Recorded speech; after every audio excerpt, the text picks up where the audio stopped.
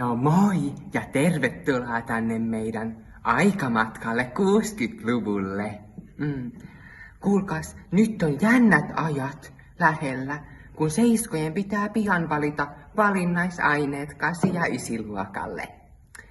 Hyvä vaihtoehto on luova ilmaisu, mutta tämänhetkisellä luovan ryhmällä on pieni ongelma. Mennäänpäs katsomaan.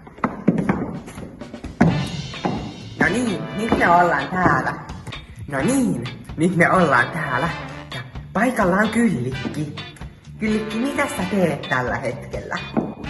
Eikin, minä olen puu. Vai että? No näytäpäs meille. Minä olen majava. Bravo! No, Kyllikki, täällä on kyllä aika majavaisen masentavaa. Kutsutaanpa ekspertti paikalle, Birgitta. Come on, Birgitta. Moi, Birgitta. Moi. No niin. No, miten tätä luovaa voitaisiin parantaa? Täällä on aika vähän porukkaa täällä ryhmässä, niin olisi kiva, jos saataisiin lisää porukkaa tänne. Täysin samaa mieltä. Kuvailepa sitten näitä luovan tunteja meille ja meidän katsojille. No, ne ovat hauskoja ja mukavia ja rentoja. Joo, ihana kuulla. Ja onko sitten mitään tapoja, että miten sä saisit tänne lisää näitä oppilaita?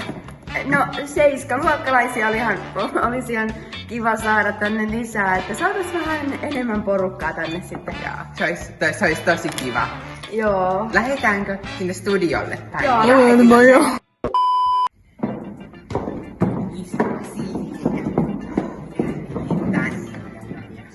Me ollaan nyt taas täällä studiolla ja nyt me käydään näitä ydinasioita tämän meidän ekspertin kanssa. Joo. Elikkä, miten me saatais lisää oppilaita tänne luovan tunneille? No, 7-luokkalaisia olisi kyllä ihan kiva saada tänne meidän luovan tunneille, koska me kuitenkin lähdetään täältä, niin olisi kiva saada jatkettua tätä hommaa. Mutta miten me saataisiin kerättyä niitä? Luuletko, että se, että me puhutaan pelkästään tunneista riittää, vai pitääkö meidän tarjota enemmän ideoita ja kuvaa siitä, mitä me täällä oikein teemme? No, olisi hyvä mainostaa tietenkin enemmän tätä. Ja, en mä oikeastaan tiedä. Ei se mitään. Ei me luovan oppilaat ihan fiksuimmasta päästä olla. Mitä sä vielä haluaisit mainita näille meidän seiskoille?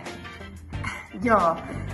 Luovan ilmaisulla ei ole oikeastaan mitään sensuuria täällä tunneilla ja täällä on tosi mukavaa ja rentoa ja kannattaa tulla tänne, jos tykkäät esiintyä ja osallistua asioihin. Ja kiitos kun katsoitte ja nähdään ensi kerralla. Hei hei!